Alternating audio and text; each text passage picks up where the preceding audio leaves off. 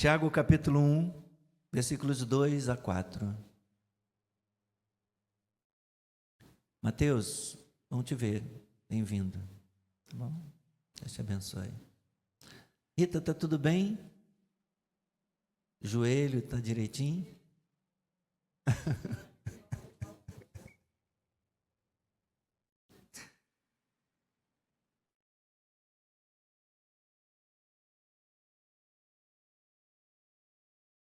A Sociedade Bíblica colocou aí como subtítulo nesse trecho os benefícios das provações.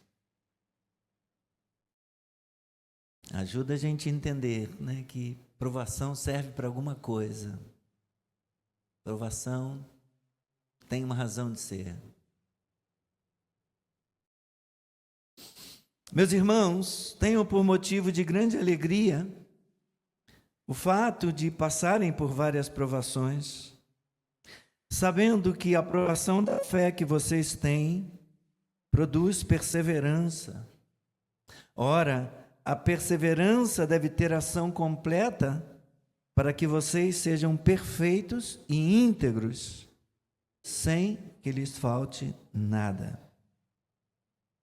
Vou ler mais uma vez. Meus irmãos, tenham por motivo de grande alegria o fato de passarem por várias provações, sabendo que a provação da fé que vocês têm produz perseverança. Ora, a perseverança deve ter ação completa, para que vocês sejam perfeitos e íntegros, sem que lhes falte nada. Seja abençoada a leitura da palavra, nosso Deus e nosso Pai. Obrigado, Senhor. Obrigado pela Tua palavra. Obrigado por podermos, ó Deus, Te ouvir nesta manhã. Fala conosco, Senhor. Fala ao nosso coração. Nos abençoe. Me ajude, Senhor, ó Deus, a entregar a mensagem nesta manhã, mais uma vez. Me ajude. Em nome de Jesus. Amém. Podem sentar.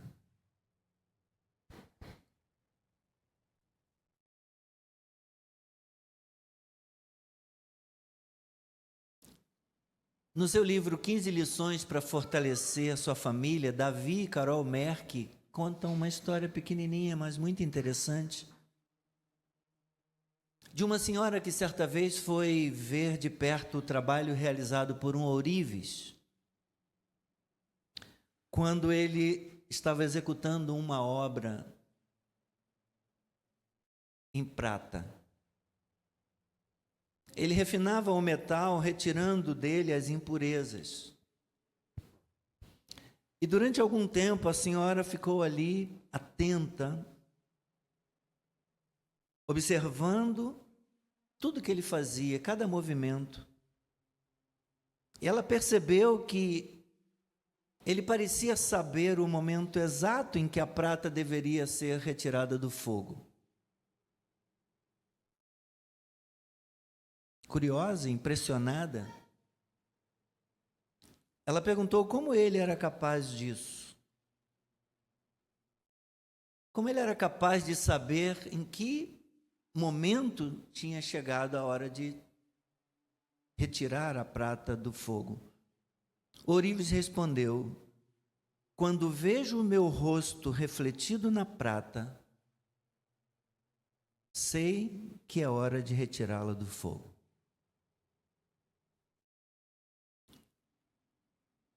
O que acontece conosco em meio ao fogo das aflições, em meio ao fogo das provações, do sofrimento, é algo semelhante, parecido com isso que essa história descreve.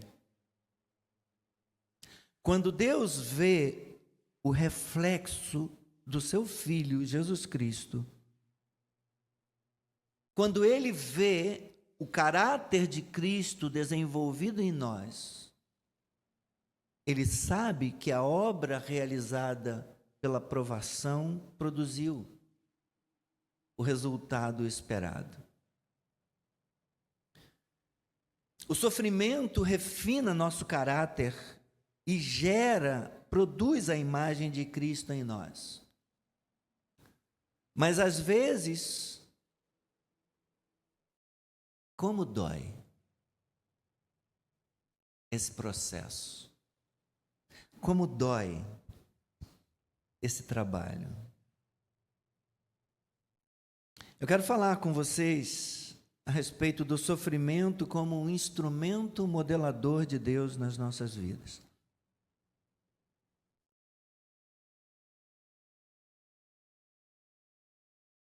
E vamos caminhar a partir desse texto de Tiago.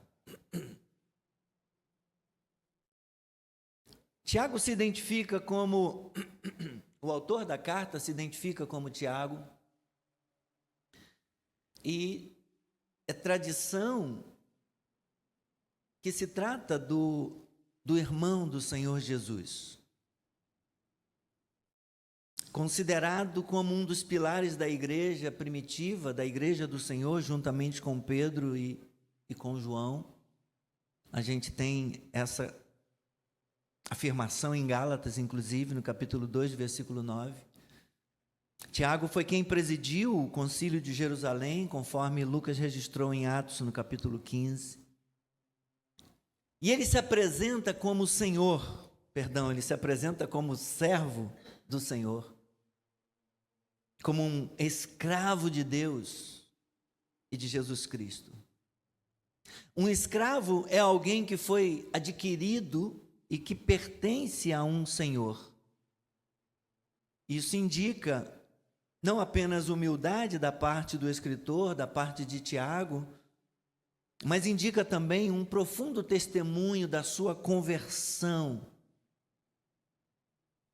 da sua submissão pela fé ao seu irmão terreno como sendo o seu Senhor e Redentor. Tiago viveu, meus irmãos, para cumprir o propósito de Deus na sua vida, que é glorificar a Deus em tudo. Esse é o propósito de Deus para cada um de nós. Nós fomos criados para a glória de Deus. Nós existimos para glorificar a Deus. Ele se dirige aos irmãos, no versículo 2, a todos aqueles que creem e que têm Deus como Pai. Todos estes são reconhecidos em termos familiares como irmãos, não apenas os da dispersão, não apenas os judeus cristãos, não apenas os gentios que se tornaram cristãos à época, mas também para nós. Vale também para nós, cristãos desse nosso tempo. Nós falávamos na semana passada, irmãos, comentávamos a respeito de igrejas e ministérios que têm tentado tornar o evangelho mais palatável, mais agradável ao gosto do freguês, agradável a todo mundo. Ministérios e igrejas que querem mudar a Escritura, querem mudar a Bíblia, para que mais pessoas sejam incluídas entre aquelas que Deus pode salvar. Nós temos afirmado que isso é um absurdo, isso é um equívoco, um erro muito grande, porque as pessoas somente poderão ser salvas por Deus se elas ouvirem a Bíblia e se submeterem à mudança que a Escritura trará nas suas vidas.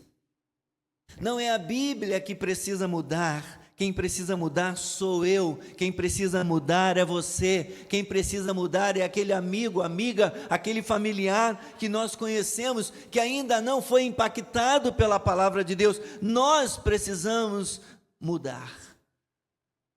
E Deus escolheu realizar essa transformação nas pessoas, Deus escolheu realizar a mudança no coração das pessoas, através da pregação da Bíblia, que é a palavra de Deus, através da pregação do Evangelho, que é o poder de Deus para a salvação daquele que crê.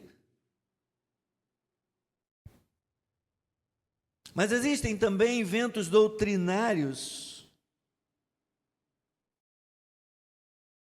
que são estranhos às Escrituras Sagradas, os quais ensinam que o cristão verdadeiro não fica doente, que o cristão verdadeiro não sofre, não perde emprego, não passa por problemas financeiros, ou não enfrenta dificuldades familiares.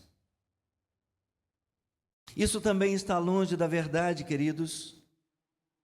O sofrimento faz parte desse mundo caído e atinge, inclusive, nós, os cristãos. Mais cedo ou mais tarde, todos nós e nossa família também passaremos, se ainda não estamos passando pelas tempestades da vida. A pergunta é: vamos tirar proveito das tempestades? Vamos tirar proveito das provações, do sofrimento? Ou vamos desperdiçá-los?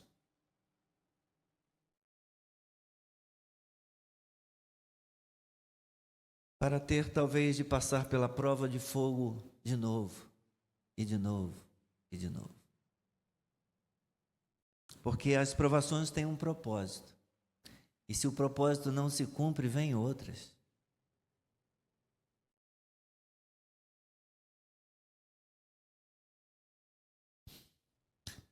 Tiago desafia os irmãos crentes em Jesus, assim como ele, a se alegrar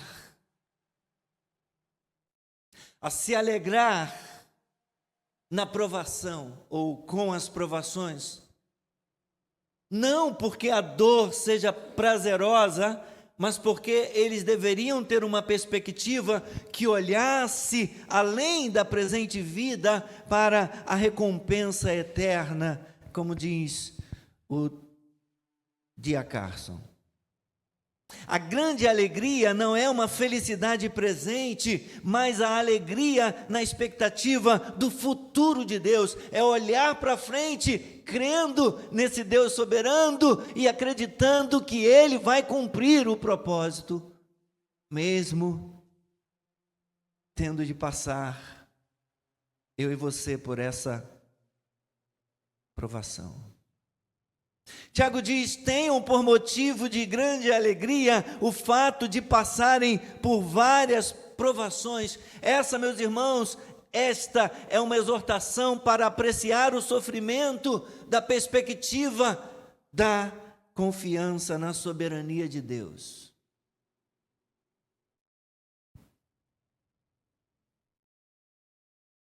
Não é porque somos masoquistas e gostamos de sofrer. É porque nós entendemos, Deus quer alguma coisa nisso. Deus está realizando algo através disso. A razão por que eles deveriam ser alegres, os cristãos deveriam ser alegres, segundo o ensino de Tiago, era que a aprovação da sua fé produziria e produzirá perseverança, produzirá paciência. Perseverança é sinônimo de paciência. A perseverança ou paciência é uma virtude cristã muito importante, meus irmãos. Mencionada frequentemente por Jesus, ele nos ensina, e está em Lucas capítulo 21, versículo 19, é pela perseverança que vocês ganharão a sua alma. Em Mateus, no capítulo 10, versículo 22, diz o Senhor: todos odiarão vocês por causa do meu nome, aquele, porém, que ficar firme até o fim, esse será salvo. Perseverar até o fim, esperar com paciência no Senhor, mesmo durante a provação, mesmo em meio à provação, perseverar, ter paciência até o fim. Esse também foi o ensino de Paulo, fazendo coro com os ensinamentos do seu mestre, do seu Senhor, o Senhor Jesus Cristo. Paulo escreveu aos cristãos em Roma dizendo: capítulo 5, versículos 3 e 4, também nos gloriamos nas próprias tribulações, sabendo que a tribulação produz perseverança, a perseverança produz experiência, e a experiência produz esperança.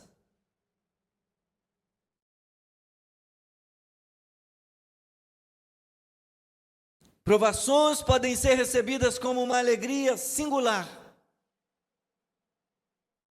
quando existe o conhecimento de que elas são permitidas por Deus, não ao acaso. Elas são permitidas por Deus para um determinado propósito. São provações na fé, e elas são dadas para que a perseverança seja desenvolvida. Tiago diz: a perseverança deve ter ação completa, para que vocês sejam perfeitos. Ela deve ser iniciada, ela deve ser desenvolvida, ela deve crescer até a maturidade, até a perfeição. O alvo é que vocês sejam perfeitos e íntegros, como diz o versículo 4. É isso que Jesus tem em mente, meus irmãos. Quando chama os seus seguidores a serem perfeitos, como perfeito é o Pai de vocês que está no céu, Jesus diz isso no Sermão da Montanha, no capítulo 5, no versículo 48. Sejam perfeitos, como perfeito é o Pai de vocês que está no céu. Isso indica ter um caráter semelhante ao de Deus. Esse tipo de maturidade é produzido quando o cristão se apega firmemente à fé e à virtude cristã, no momento em que ele passa pelo fogo da provação. As impurezas do seu caráter são queimadas e são eliminadas.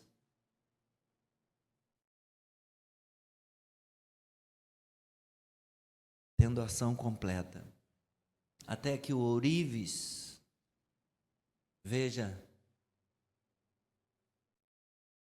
a imagem do seu modelo refletida no material que ele está depurando. Ou seja, meus irmãos, o resultado não será somente maturidade. Não é apenas maturidade, mas também completude. Que significa, e Tiago diz isso nas suas palavras, que não vai faltar nenhuma parte do meu caráter, não vai faltar nenhuma parte do seu caráter que não se torne semelhante ao de Deus, que não se torne semelhante a Cristo.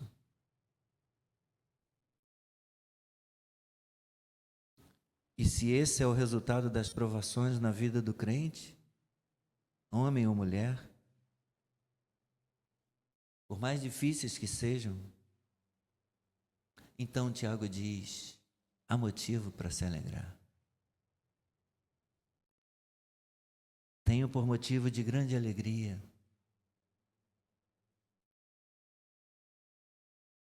o passar por várias provações.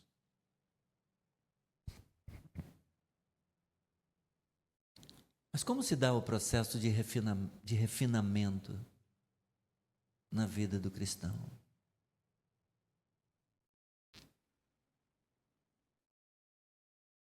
A Daça está querendo esticar as pernas.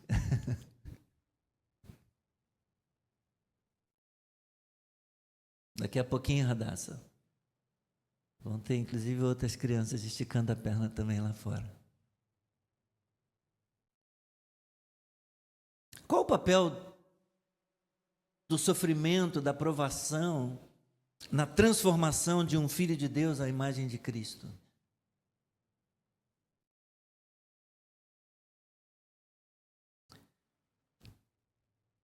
Espero que vocês tenham paciência, eu quero compartilhar pelo menos 3 benefícios aqui, né? A Sociedade Bíblica colocou aí os benefícios das provações. Vamos falar de 3 benefícios que o sofrimento pode trazer, que as provações podem trazer. Primeiro, o sofrimento ganha a nossa atenção. Segundo, o sofrimento revela o nosso coração. E terceiro, o sofrimento nos encaminha para a perfeição.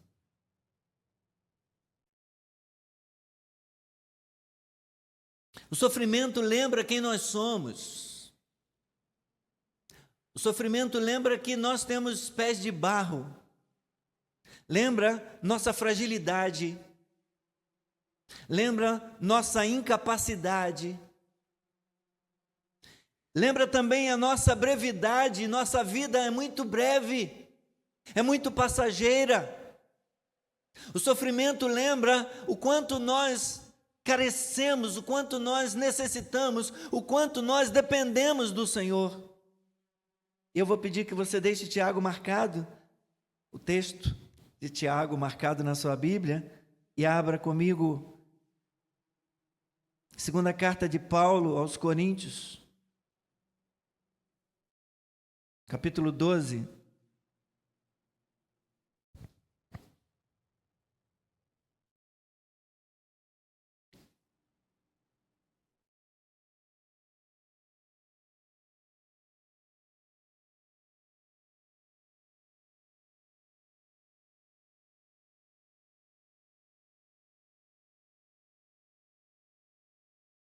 Segunda Coríntios 12, 7 a 10, um texto conhecido do espinho na carne. E para que eu não ficasse orgulhoso com a grandeza das revelações, foi-me posto um espinho na carne, mensageiro de Satanás, para me esbofetear, a fim de que eu não me exalte. 3 vezes pedi ao Senhor que o afastasse de mim, então ele me disse: a minha graça é o que basta para você, porque o poder se aperfeiçoa na fraqueza. De boa vontade, pois, diz o apóstolo Paulo, mas me gloriarei nas fraquezas, para que sobre mim repouse o poder de Cristo. Por isso, sinto prazer nas fraquezas, nos insultos, nas privações, nas perseguições, nas angústias, por amor de Cristo, porque quando sou fraco, então é que sou forte. Até esse ponto. O sofrimento nos faz acordar, irmãos.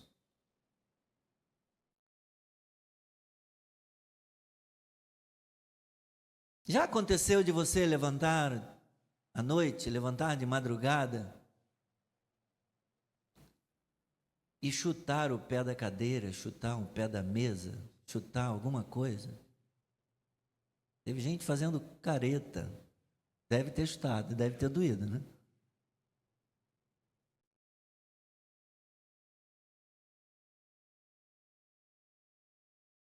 Qualquer pessoa que já tenha tido essa experiência de, ao se levantar à noite, chutar o pé de alguma coisa na casa, entende esse princípio.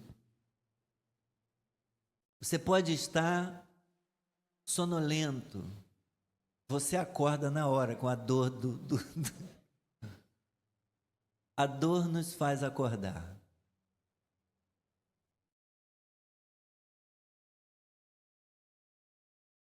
No dizer do apóstolo Paulo, o sofrimento fez com que ele mantivesse os pés no chão, com que ele se reconhecesse fraco.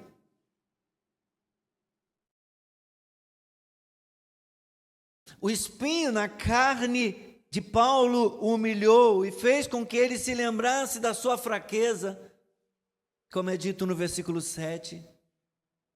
E buscasse e dependesse mais de Deus, como diz o versículo 8. Foi em meio à fraqueza humana que Deus se manifestou forte. na vida dele, como nos dizem os versículos 9 e 10, a ponto de Deus ser o único digno de receber glória.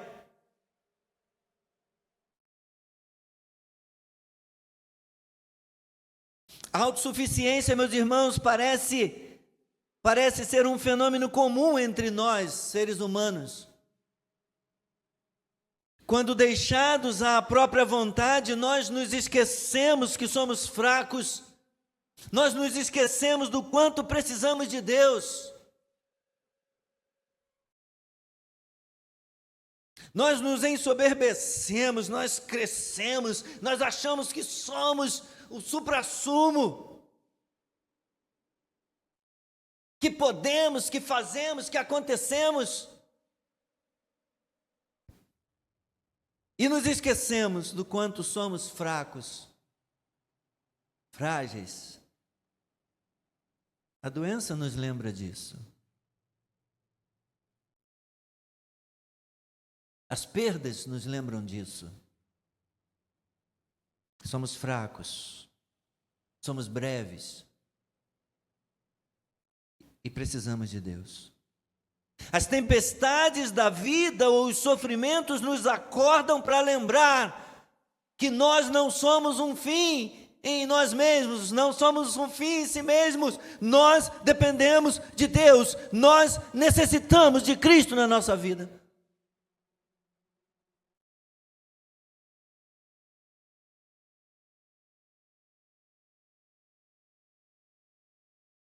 Mas o sofrimento também revela o nosso coração. Da mesma forma que a dor nos alerta sobre o fato de que algo está errado, seja uma pedra nos rins, seja uma dor de estômago, uma dor de cabeça, uma dor abdominal. O sofrimento muitas vezes nos alerta a respeito de áreas que estão enfermas na nossa vida espiritual. Nesses casos, a dor é uma dádiva, é um presente de Deus, um presente da sua graça, porque aponta defeitos que talvez nunca reconhecêssemos, se não passássemos pela prova, se não passássemos pelo sofrimento.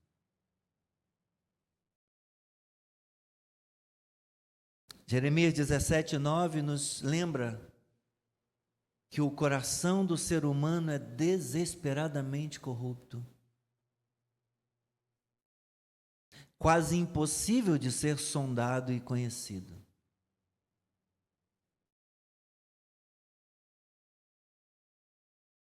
Quase impossível para os homens. Quem o conhecerá? Mas tem um que conhece.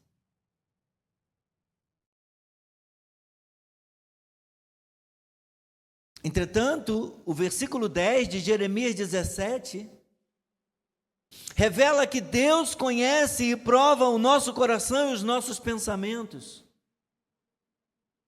E Jeremias compartilha a mesma ideia do salmista quando ele pede que Deus sonde o seu coração, a mesma ideia do salmista no Salmo 139 que nós lemos no início do culto.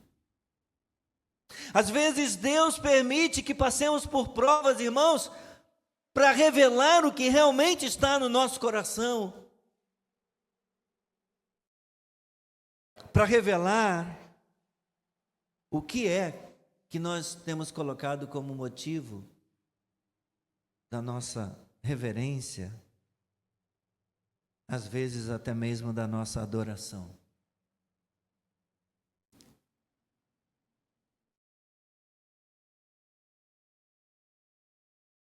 Abra rapidamente Deuteronômio, capítulo 8. Acho que eu não vou passar muito da hora, não. Só umas 2 horas, mais ou menos. Romanos, capítulo 8.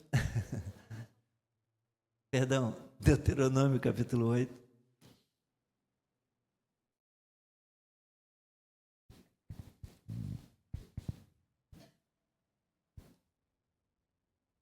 Diz a palavra do Senhor: lembrem-se. Lembrem-se de todo o caminho. Deuteronômio 8, versículos 2 e 3. Lembrem-se de todo o caminho pelo qual o Senhor seu Deus os guiou no deserto durante esses 40 anos, para humilhar vocês, para pôr vocês à prova, para saber o que estava no coração de vocês, se guardariam ou não os seus mandamentos. Ele humilhou vocês, Ele os deixou passar fome, Ele os sustentou com o maná que vocês não conheciam e que nem os pais de vocês conheciam, para que vocês compreendessem que o ser humano não viverá só de pão, mas de tudo o que procede da boca do Senhor. Às vezes as provas vêm para nós nos lembrarmos que nós precisamos de Deus, que nós não precisamos só de boa formação, que nós não precisamos só de qualificação profissional, de formação acadêmica ou informal, que nós não precisamos só de dinheiro nessa vida, nós precisamos de Deus. Então o Senhor permitiu essas provas todas para nos lembrar, para nos fazer conhecer que nem só de pão viverá o homem, que nem só de entretenimento viverá o homem.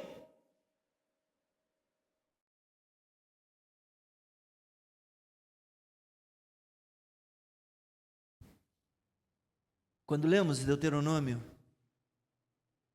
nós vemos, meus irmãos, como Deus graciosamente revelou para Israel a necessidade que eles tinham de depender totalmente do Senhor. O sofrimento serviu para revelar o que já havia no coração dos israelitas. Não porque Deus precisasse ser informado. Deus tudo sabe. Não porque Deus não soubesse, mas porque Israel precisava se conhecer. O sofrimento nos faz conhecer o nosso próprio coração. O povo de Israel, assim como nós, precisava saber que todo sonho, todo esforço, toda vida sem Deus e sua palavra são inúteis. É correr atrás do vento, é vaidade, é fumaça.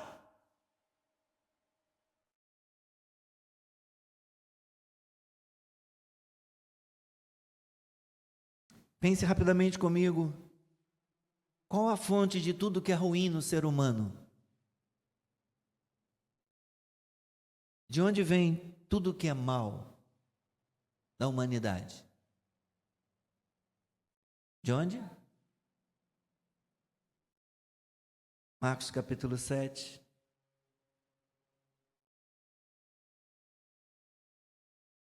O pecado tem a ver.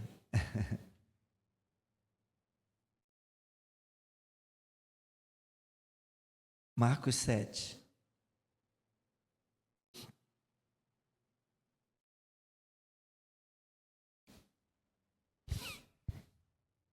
Vou ler a partir do versículo 17.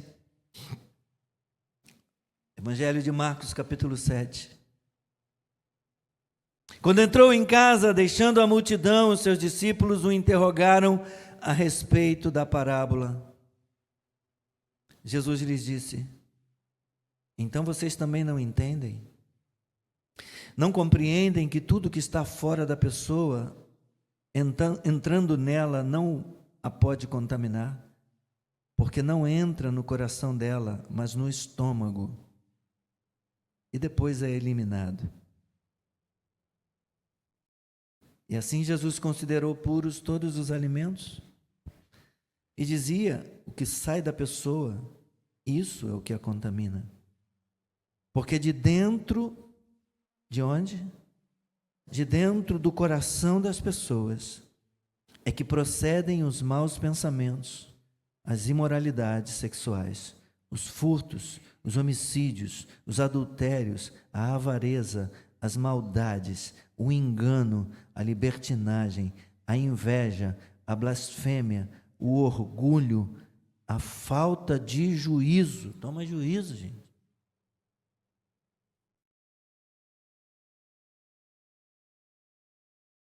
Todos esses males vêm de dentro e contaminam. E contaminam a pessoa. Se quisermos experimentar uma transformação verdadeira na nossa vida, nós teremos de pedir para Deus esquadrinhar o nosso coração. Como é que o salmista termina o Salmo 139, versículos 23 e 24, se não me falha a memória? Sonda-me, Senhor. É isso? Sonda-me, Senhor. Conhece os meus pensamentos. Sonda-me, Senhor.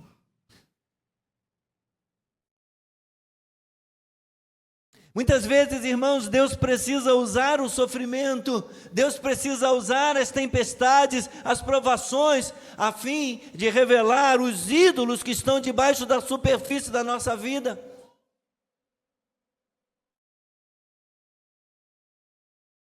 Do mesmo modo que uma tempestade de vento e as ondas marítimas é capaz ou são capazes de revelar estruturas antigas debaixo da areia de uma praia. Deus usa as aflições para revelar o que está tomando o lugar dele, o que está roubando a nossa alegria e nos desviando do propósito que ele tem para nós.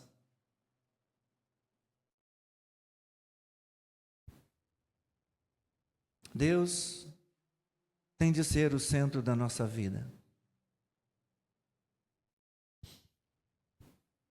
E talvez você consiga, assim como eu, a se lembrar de algumas vezes em que Ele tocou algo que estava se tornando importante demais para você e para mim.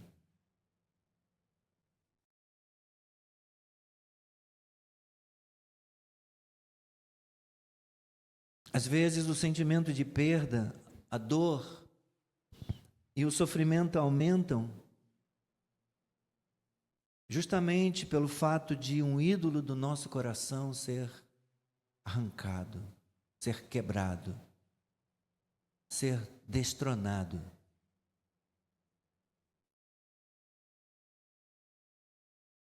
E isso tem me feito refletir muito nos últimos 2 anos da minha vida.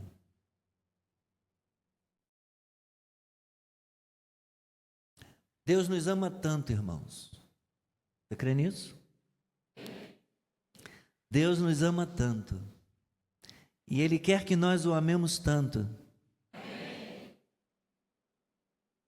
que Ele não permite que ídolos tomem o lugar central que pertence a Ele no nosso coração. Agora, cuidado aqui. Precisamos ter muito cuidado. Não podemos dizer, e eu não estou dizendo, que todo sofrimento existe com a finalidade de expor algum ídolo que há no nosso coração ou com o fim de nos disciplinar.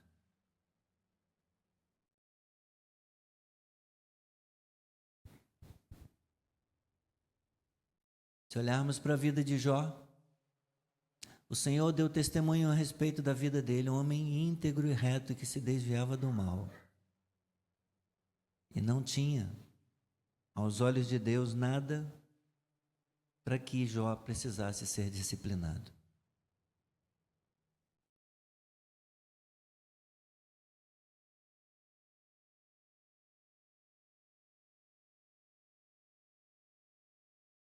Certamente esse não é o caso.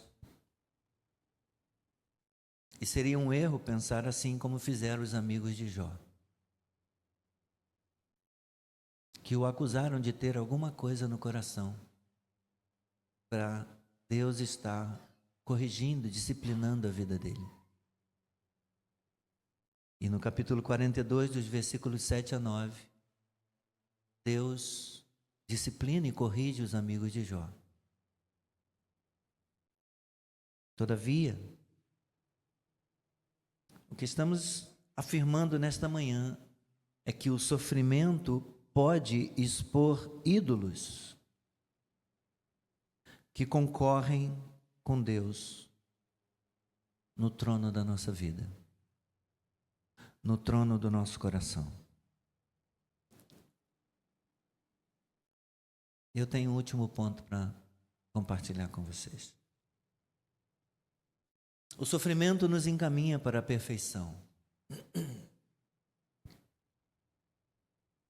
Quando nos reconhecemos fracos como Paulo, quando nos vemos como pecadores redimidos pela graça de Jesus, nós podemos ser transparentes e vulneráveis, sem ter medo de parecermos vulneráveis nos nossos relacionamentos, promovendo a verdadeira intimidade que raramente é vista nas famílias hoje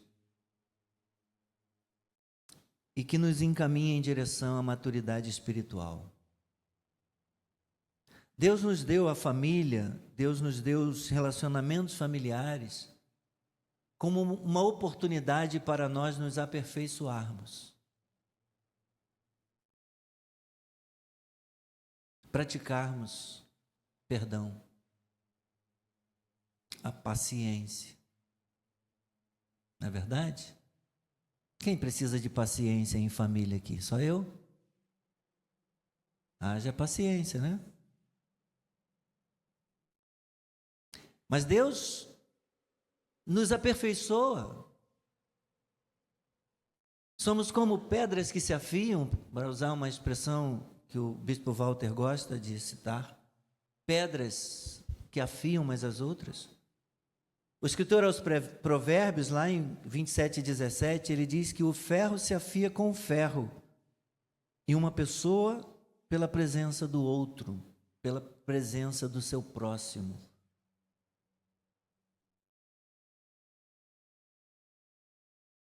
A beleza dos relacionamentos familiares está na maneira como eles revelam as áreas na nossa vida que ainda não se parecem com Cristo.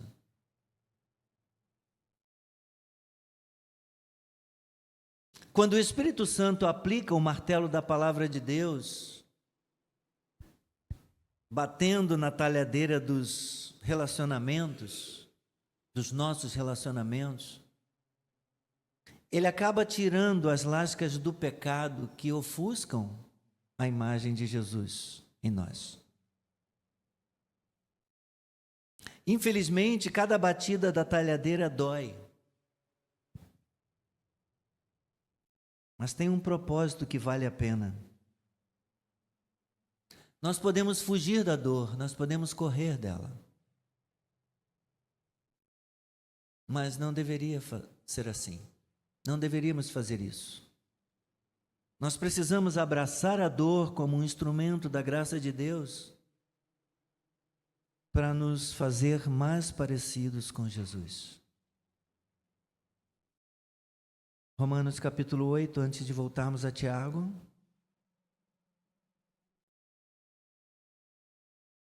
E eu estou caminhando para o fim.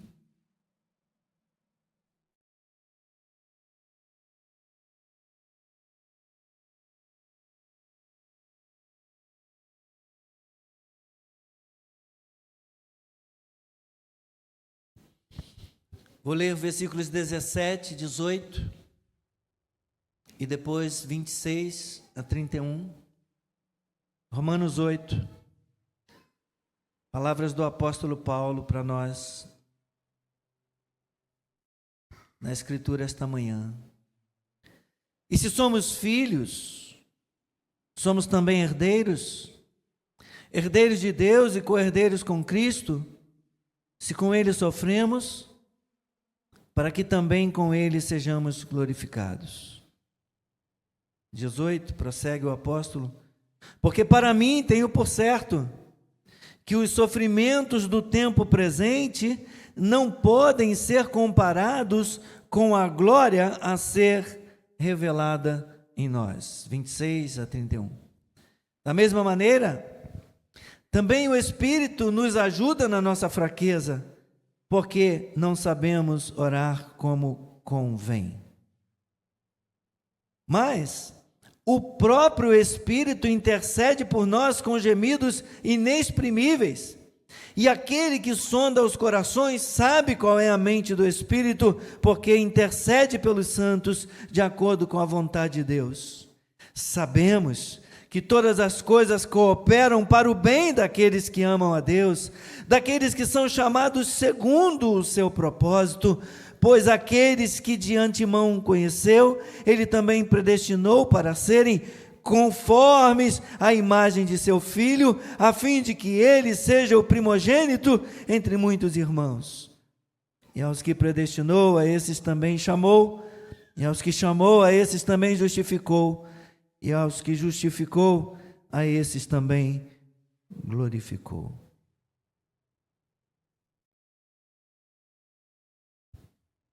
Glória ao nome do Senhor. Diante do quadro do sofrimento, irmãos, nossa tendência é tentar escapar dele.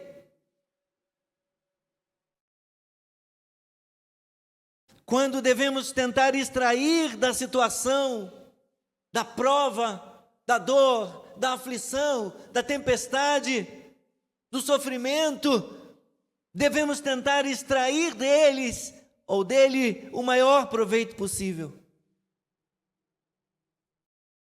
Precisamos abraçar a dor.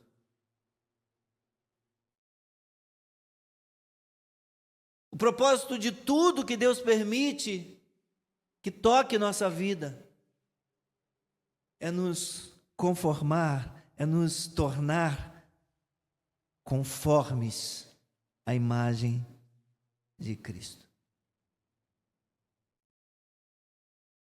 Muitas vezes não entendemos porque temos de passar por aflições, especialmente na família.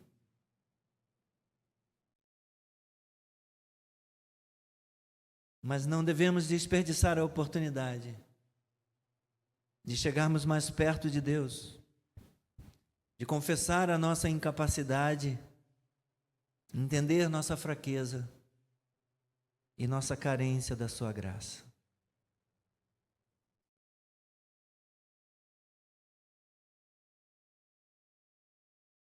Nem sempre o sofrimento contribui para tirar algum pecado. Às vezes simplesmente nos traz lições importantes, ou nos traz experiências de vida e maturidade, ou nos ajuda a nos identificarmos com outras pessoas, para consolá-las no seu sofrimento, na sua dor. Foi assim com o próprio Senhor Jesus, que experimentou a dor e o sofrimento, não tendo pecado nenhum, para poder se compadecer de nós. O escritor aos Hebreus diz dele: ele, Jesus, nos dias da sua carne, tendo oferecido com forte clamor e lágrimas, orações e súplicas a quem o podia livrar da morte, foi ouvido por causa da sua reverência. Embora fosse filho, aprendeu a obediência pelas coisas que sofreu. E tendo sido aperfeiçoado, tornou-se o autor da salvação eterna para todos os que lhe obedecem. Observe que Jesus nunca pecou, mas sofreu. Foi ouvido nas suas orações por livramento, embora não tenha sido isentado do sofrimento. Jesus foi aperfeiçoado por meio do sofrimento. Ou seja, como homem e por meio da dor, ele adquiriu uma experiência prática que o capacitou a identificar-se conosco e a nos consolar. E nós somos às vezes submetidos ao sofrimento, para nos tornarmos semelhantes a Ele. Sermos como Ele é o nosso alvo, porque Ele é a nossa esperança.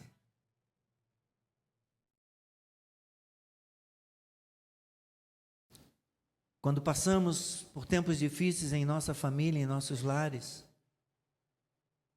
quando tempestades nos assolam, quando o fogo divino, refinador do Altíssimo, parece insuportável, nós precisamos nos lembrar de que Deus não é o autor do mal. Ele é tão bom, Ele é tão gracioso e soberano, que Ele consegue usar o sofrimento para chamar a nossa atenção,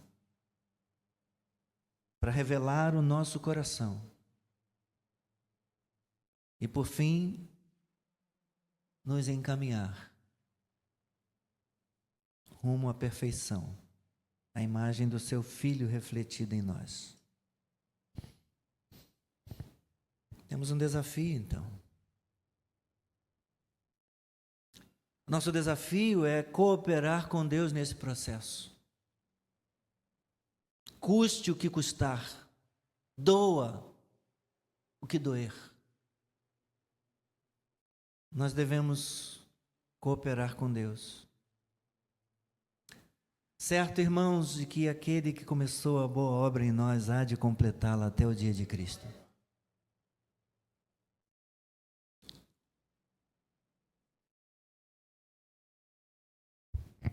Vamos terminar onde começamos. Qual é o nosso texto? Tiago, capítulo 1. E vamos concluir.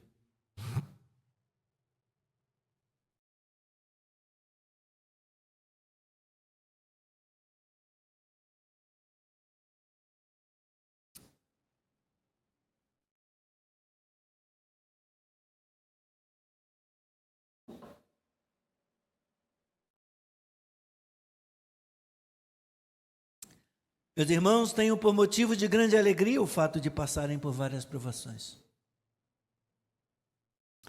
sabendo que a provação da fé que vocês têm produz perseverança.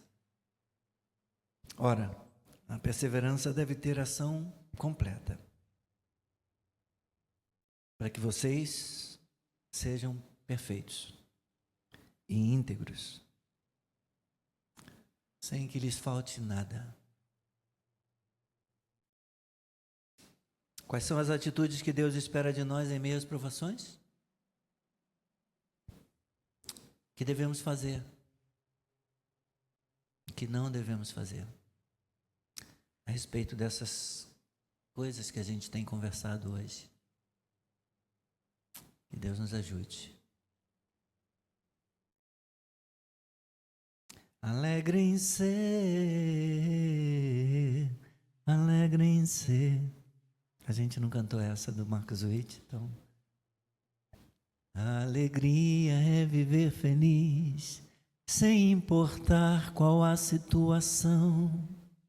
Se honrado ou se humilhado, em escassez ou fartura de pão.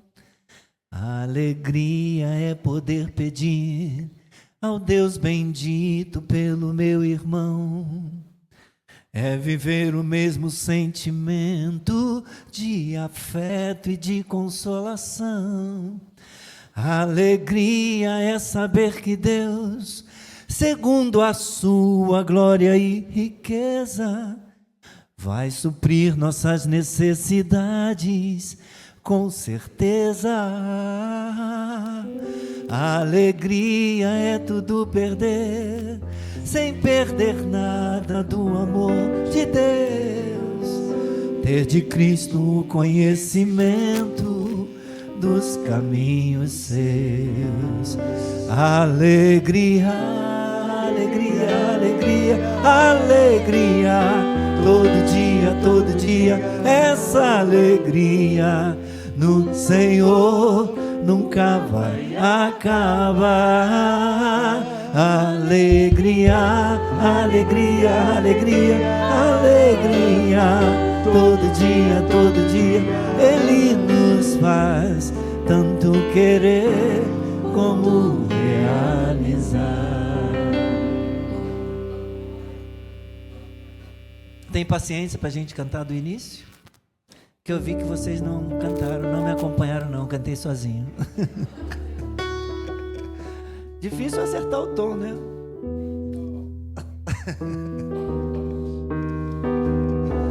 Vamos no início então.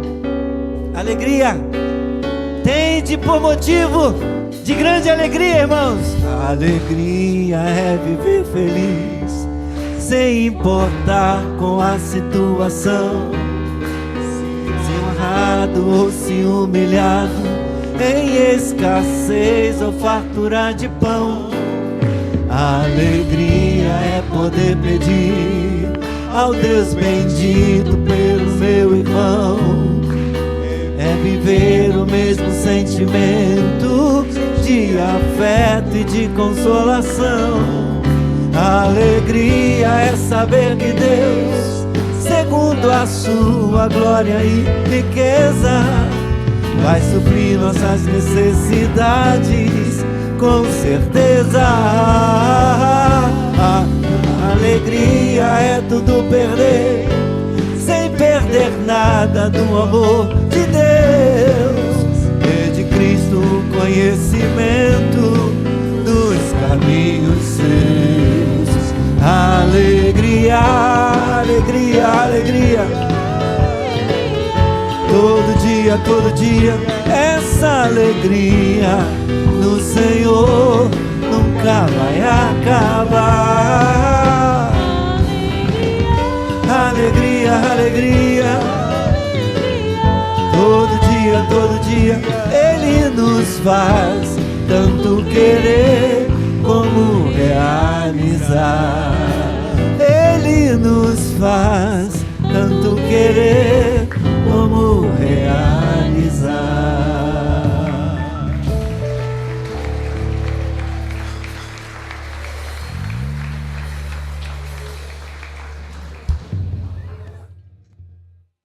Ele está nos aperfeiçoando. Mas pode dizer, está doendo.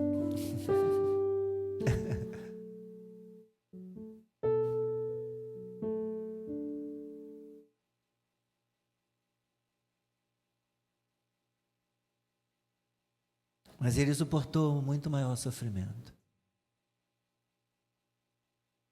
para nos consolar. Ele não nos deixa, não nos deixará.